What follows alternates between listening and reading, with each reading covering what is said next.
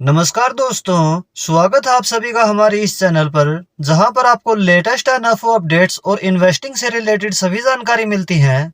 आज की वीडियो में हम एसबीआई एएमसी की तरफ से लॉन्च किए गए NFO SBI Nifty 200 momentum 30 index fund के बारे में जानने वाले हैं।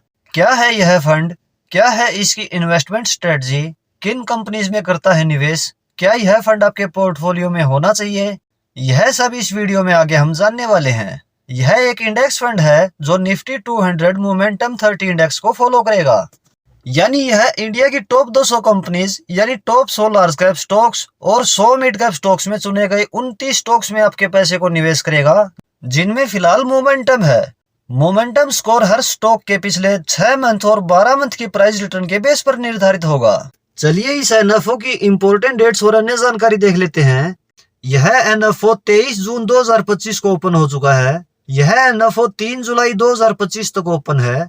इस टाइम पीरियड के दौरान यदि इस एनएफओ में निवेश करते हैं तो यूनिट्स हमें 8 जुलाई 2025 तक अलॉट हो जाएंगी। इसकी एक यूनिट का प्राइस यानी एनएवी 10 रुपए होने वाला है। एसआईपी इसमें मिनिमम 500 रुपए पर मंथ शुरू कर सकते हैं। वन टाइम इन्वेस्ट मिनिमम 5000 रुपए कर सकते हैं।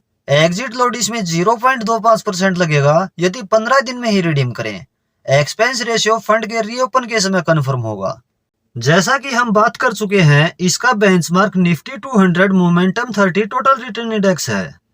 इस इंडेक्स में शामिल मोमेंटम स्टॉक्स में से कुछ टॉप स्टॉक्स इस प्रकार हैं: Bharti Airtel limited, Mahindra and Mahindra limited, Divi's laboratories limited, Bharat electronics limited, BSE limited, tech Mahindra limited, Sun pharmaceutical industries limited, Eternal limited, HCL technologies limited और इन्फोसिस लिमिटेड। इस इंडेक्स का सेक्टर वाइज इन्वेस्टमेंट एलोकेशन देखा जाए तो टॉप 3 सेक्टर जिनमें लगभग 50% एलोकेशन है: इंफॉर्मेशन टेक्नोलॉजी में 22.95%, कंज्यूमर सर्विसेज में 16.11% और हेल्थ केयर में 13.93%। और अन्य सेक्टर में एलोकेशन है जैसे financial services, automobile and auto component, capital goods, consumer durables इत्यादि। इस इंडेक्स की पास्ट परफॉर्मेंस की बात करें तो इस इंडेक्स की पिछले 1 वर्ष की रिटर्न नेगेटिव 10.70% है। पिछले 5 वर्ष की एनुअलाइज रिटर्न 25% है। सिंस इंसेप्शन एनुअलाइज रिटर्न 18.46% है।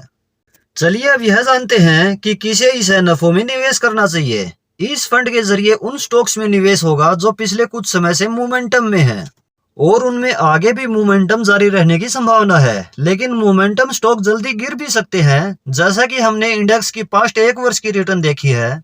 इसलिए यदि आपका investment time horizon short term है तो इस तरह के फंड को आपको अवॉइड करना चाहिए।